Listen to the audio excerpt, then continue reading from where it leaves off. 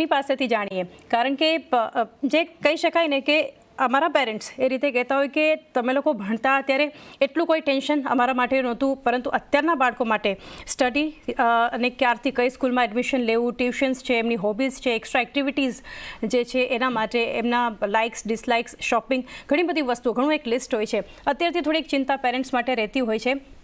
તમારો અનુભવ જાણીએ, કઈ રીતે તમે એક શરૂઆત કરી હતી અને તમે હવે તમારા ફેમિલી મેમ્બર્સ માટે, ગ્રાન્ડ ચિલ્ડ્રન માટે કઈ રીતે હવે રોકાણ કરી રહ્યા છો? Good afternoon, Chan. Parthiv bhai. It's a pleasure to Parthiv bhai personally very well. Both TV पर मरता नहीं, पर in fact I know him very well. One of the finest analyst on the stock market. ચાની માહિતી શરૂઆત કરી બહુ જ early age પર, અને I think I bought my first stock on this stock market in 1976 or 75. Ingersoll Rand no IPO આવ્યો હતો.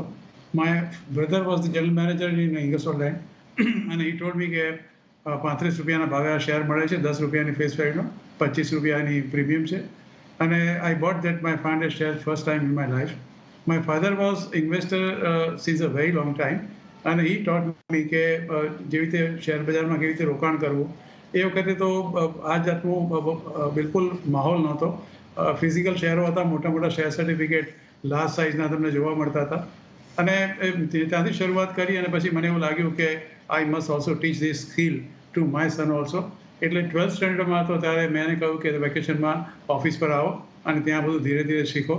આઈ એમ વેરી ગ્લેડ કે today he has matured in two this business, અને એ પોતાનો જ ઇન્ડિપેન્ડન્ટ બિઝનેસ સ્ટોક માર્કેટમાં ચલાવે છે, અને I am very proud of him that he is been doing extremely well. એટલે હવે મેં એને પણ કહ્યું છે અને કે તારા ગ્રાન્ડ ચિલ્ડ્રન માટે અને મારી ડોટરના ગ્રાન્ડ ચિલ્ડ્રન માટે we have been doing this kind of a planning very systematically. My other grandson is just 3 months old, અને અમે એને માટે અત્યારથી we have already opened a demat account and we have started planning on a systematic investment plan for all my 3 grandchildren.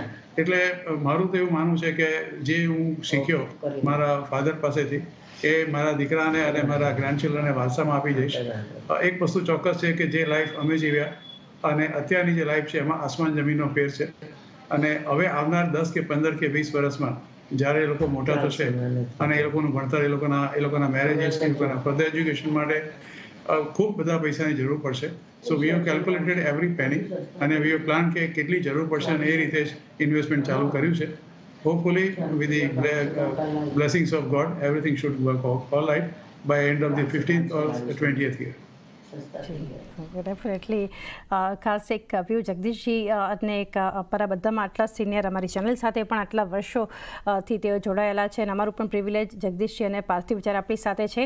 તો ખાસ કરીને આજનો દિવસ તો એક ઘણો મહત્ત્વનો આપણે કહી શકાય. રોકાણની અગર શરૂઆત નથી કરી તો બાળકો માટે ખાસ રોકાણ અને ટિપ્સ આપણે સતત બંને એક્સપર્ટ્સ પાસેથી લઈશું. પાર્થિવ, આપની પાસેથી એ જાણવું છે કે your son is 10 years old, I guess. તો આ 10 વર્ષનો જે તમારી સાથેનો એનો સફર છે, કોઈ એવો તમારો એક્સપિરિયન્સ કે, કારણ કે રોકાણની તમે કીધું ઘણા વર્ષોથી તમે એક શરૂઆત કરી છે, એમના માટે પણ ઇન્વેસ્ટમેન્ટ પ્લાન્સ છે, કઈ જગ્યાએ તમે રોકાણ કરેલું છે તમારા બાળકને ધ્યાનમાં રાખીને, કોઈ એવો એક્સપિરિયન્સ કે જેને જોઈને તમને એવું થાય કે ઘણું સારું થયું કે મેં અત્યારથી રોકાણ કર્યું છે? કારણ કે જે રીતે જગદીશજી પણ જણાવી રહ્યા હતા, આ જનરેશન અલગ જનરેશન છે, એમને રિક્વાયરમેન્ટ અલગ હોય છે, એમની નેસેસિટી અલગ હોય છે, તો એ બધી ફૂલફિલ કરવી એક પેરેન્ટ્સને એવું હોય છે કે આપણે નથી કરી એ વસ્તુ આપણા બાળકો વધુ સારી રીતે કરી શકે. એવો કોઈ એક્સપિરિયન્સ, અને તમે કઈ રીતે અત્યારે રોકાણ એમના માટે કરો છો અને ક્યાં કરો છો? સૌથી પહેલા જગદીશ સરને wishing a very happy anniversary. Jagdish sir મારા માટે ફાધર ફિગર છે. વી આર વેરી ક્લોઝ અને વેરી નાઇસ ટુ સી કે ચિલ્ડ્રન્સ ડેના પર્વ પર મેં જગદીશ સરે કાઇન્ડ ઓફ સેમ કલરનું શર્ટ પહેર્યું છે જે બાળકોને બહુ ગમતું હોય છે. So what a coincidence. C, હું ફ્રેન્કલી લાઈક બહુ સિમ્પલ ઇન્વેસ્ટમેન્ટ થીસીસ રાખું છું. જેમ મેં તમને કીધું કે ધ વેરી મોમેન્ટ અમારા ઘરમાં વેન કિડ્સ વર બોર્ન, તો નોઈંગ કે ઇક્વિટી કટ છે અને અમે ઇક્વિટીમાં લોંગ ટર્મમાં માનીએ છીએ, તો સૌથી પહેલા for their education, which we are assuming કે જ્યારે 18 યર્સના થાય ત્યારે હાયર એજ્યુકેશનમાં મોટી ફીસ થાય, વી ડિસાઇડેડ કે we'll do it through mutual fund. કારણ કે મ્યુચ્યુઅલ ફંડમાં બહુ સ્પેસિફિકલી તમે ગોલ બેઝ પ્લાનિંગ કરી શકો છો. પણ વેલ્થ ક્રિએશન માટે વી અડોપ્ટેડ ડિરેક્ટ સ્ટોક ઇન્વેસ્ટિંગ. હવે જનરલી બાળકોના પોર્ટફોલિયોમાં તમે ઇન્વેસ્ટ કરો તો જસ્ટ બીકોઝ ડીમેટ એકાઉન્ટ એ લોકોનું ખુલી શકે છે, પણ ટ્રેડિંગ એકાઉન્ટ ખોલવામાં કન્સ્ટ્રેન્ટ હોય છે. એટલે જનરલી પેરેન્ટના નામે લઈને પછી તમે ઓફ માર્કેટ શેર્સ કરતા હો છો, તો you are lazy in actively managing such portfolio. એટલે જ્યારે બી કોઈ પોર્ટફોલિયોમાં આપણે લેઝીનેસ આવે કે એક્ટિવલી वो મેનેજ ના કરવું પડે, તો એવામાં એવી જ કંપની લેવી જરૂરી છે કે જેની વિઝિબિલિટી આપણને હમણાંથી 10 વર્ષ કે 20 વર્ષની હોય. એટલે અમે એક એવો સ્ટેન્સ એડોપ્ટ કર્યો કે why not go with multinational companies in the kids portfolio. એટલે નોટ ઓનલી ધેટ, ઓફકોર્સ ઇન્ડિયાની બી ઘણી બધી કંપનીઝ છે which are very good in nature, પણ ઘણી બધી MNC કંપનીઝ છે જે ઇન્ડિયામાં છેલ્લા 20-30 વર્ષથી લિસ્ટેડ છે, they have grown and created a lot of shareholder value. એટલે ઇનિશિયલ કોર્પસ જે હતું એમાંથી અમે ઇંગર્સોલ બ્રાન્ડ છે, લિન્ડે ઇન્ડિયા છે, એ પ્રકારની મલ્ટીનેશનલ કંપનીઝ લેતા હતા, અને એ લોકોના પોર્ટફોલિયોમાં એવું કોલ લીધેલું કે આપણે કોઈ સિક્લિકલ કે કોઈ કમોડિટી બેઝ સ્ટોક્સ નહીં લઈએ, કારણ કે એમાં ઘણીવાર સાયકલ હોય છે, તો you need to exit also. એટલે કન્ઝમ્પશન ઉપર વધારે ફોકસ રાખ્યું, નોઈંગ કે India is a consumption based economy.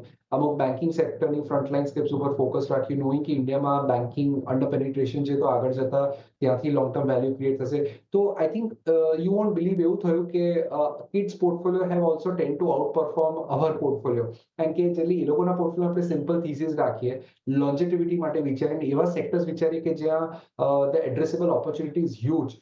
અને એ થીસીસ આઈ થિંક ઇન્ડિયાના ઇન્વેસ્ટમેન્ટ માટે proven time and again very well અને વેરી ફ્રૂટફુલ. તો આ જ એડવાઇસ રહેશે કે keep the kids portfolio very simple. Don't try to do too many things. Go for branded stuff, go for stuff કે જેમાં તમે અશ્યોરન્સ છે કે 10 વર્ષમાં કોઈ ડિસ્ટ્રપ્શન નહીં થાય, આ પ્રોડક્ટ્સ વપરાતા રહેશે, આ ફાર્મા કંપનીનું ગ્રોથ વધશે. So such are the type of sectors and products that I would suggest કે કિડ્સના પોર્ટફોલિયોમાં તમારું ઇન્વેસ્ટમેન્ટ હોવું જોઈએ. બહુ જ એક સરસ